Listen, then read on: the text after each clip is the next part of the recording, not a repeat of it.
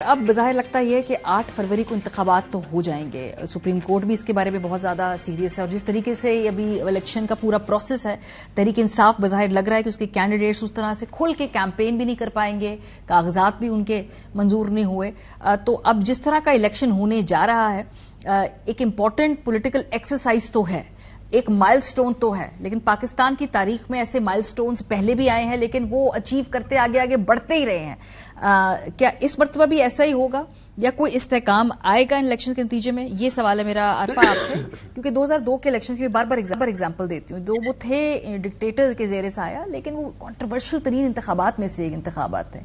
ان کو political parties نے مانا, آگے چلے, پھر اس طرح تھوڑی تھوڑی سپیس بنائی, پھر 2008 آ گیا اس کے نتیجے میں اور پھر سب سپیس کافی کھلی. یہ الیکشنز بھی ایسے ہی لگ رہے ہیں یا نہیں, اس کے بعد پھر بھی رولا پڑا رہے گا؟ نہیں جی, رولا تو پڑا رہے گا.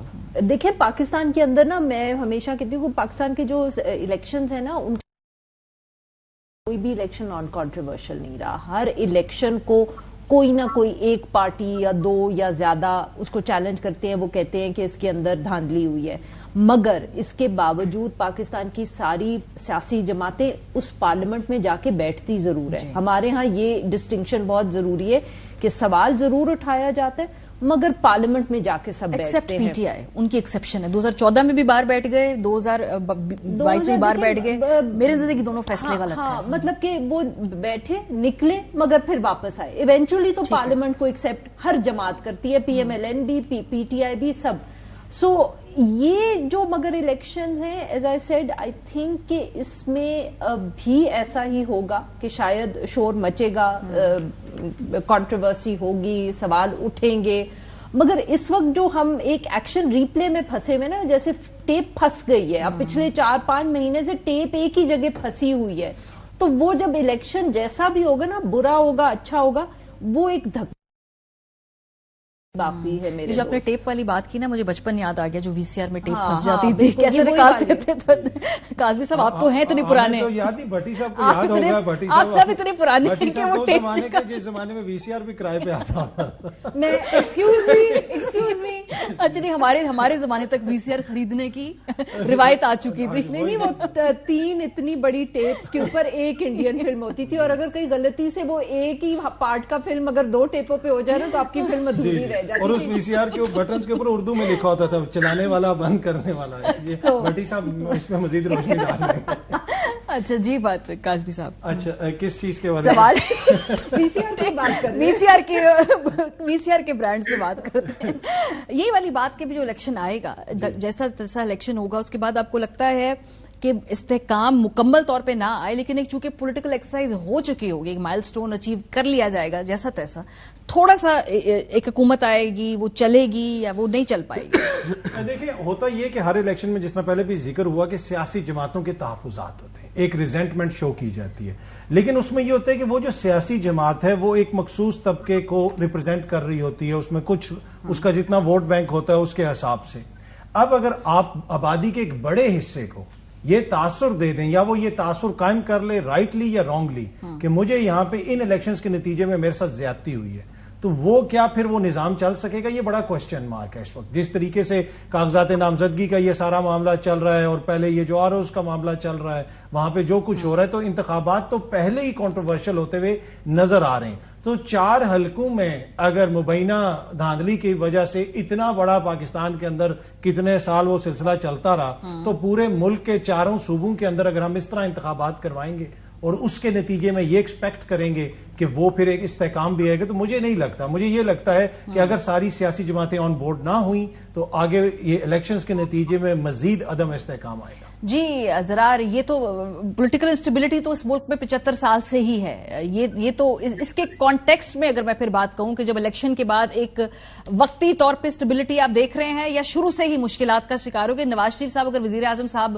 جب نامینیٹ ہو جائیں گے, میں تو نامینیٹ کا لفظ استعمال کر رہی ہوں, جب آپ کے سامنے کینڈیڈیٹ نہیں تو نامینیشن ہی ہے, تو اس کے بعد وہ حکومت چلا پائیں گے؟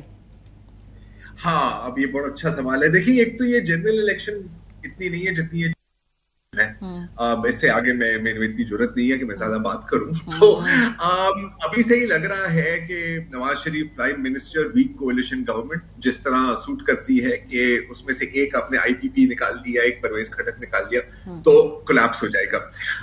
जो पैटर्न रहा है हमारी जमहूरी या नीम जमहूरी निजाम का, वो यही रहा है कि एक दिन आता है, तकरीबन मेरे ख्याल 2-2.5 साल लगते हैं, 3 साल कभी कभी, जब वजीर आजम समझने लगता है कि यार मैं तो वाकई वजीर आजम हूं और मैं फैसले भी कर सकता हूं और मेरे हाथ में तो पावर है। और ज़ाहिर ऐसा नहीं होता, फिर उसको बहुत याद कराना पड़ता है प्यार से या कभी कभी सख्ती से कि नहीं बेटा औकात में ही रहे। तो यहाँ पर भी घूम फिर कर वो वक्त तो आएगा ही आएगा। भट्टी साहब, मुझे जो वजीर नवाज शरीफ के बनने के तो हमने वैसे ही अज्यूम कर लिया नवाज साहब वजीर आजम बनेंगे। हो सकता है शहबाज शरीफ साहब बन जाए वजीर आजम, जो अगला फॉर्मूला है उसके अंदर शहबाज साहब फिट ज्यादा आते हैं, नवाज साहब फिट नहीं आते। लेकिन बहरहाल जो भी गवर्नमेंट बने चल जाएगी वो, क्योंकि वो एक कोलिशन गवर्नमेंट ही होगी ना। जो ख्वाहिश है कि कोलिशन गवर्नमेंट बने, एक दूसरे को सहारा दे दिला के चला लेंगे जैसे पिछले 18 महीने चला ली।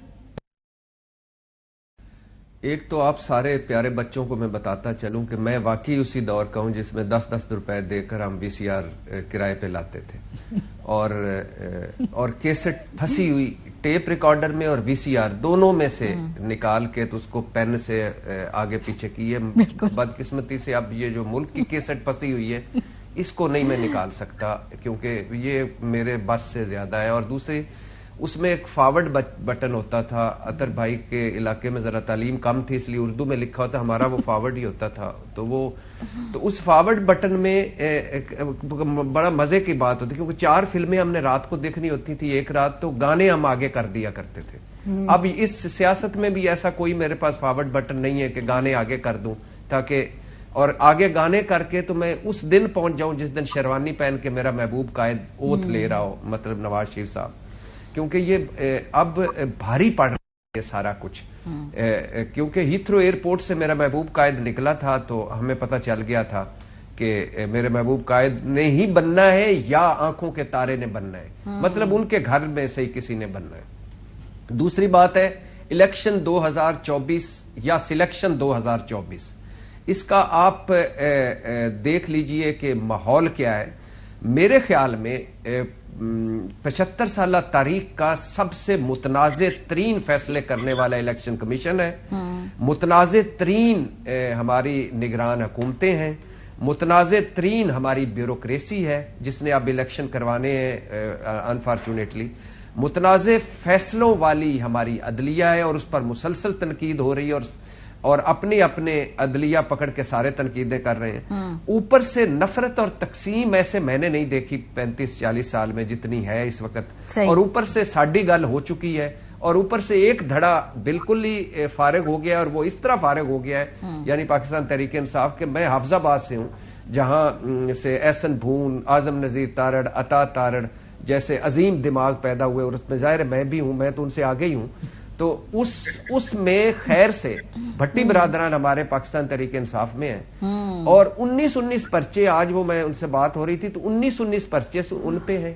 अच्छा। और उनके कागजात फाड़े भी गए, कागजात जमा भी ना हुए, RO साहब ताला भी मार के चले गए। और उसके बाद सूरत हाल ये कि इंतजामिया के घर में नून लीगी जो बड़े हैं इनके इजलास होते हैं। अच्छा। और उसके बाद ओथ कमिश्नर और स्टाम्प पेपर फरोश तक मुबैना तौर पर उठाए गए हैं। और यानी ये एक है, और वो अभी 7 में से 1 के एक्सेप्ट हुए, 6 मारे फिर रहे हैं। सही। तो एक तरफ ये है, दूसरी तरफ सारा कुछ है, सब सेट है, साड़ी गल हो गई है। ठीक है, तो चले अल्लाह खैर करे। चले जी, अल्लाह खैर करे।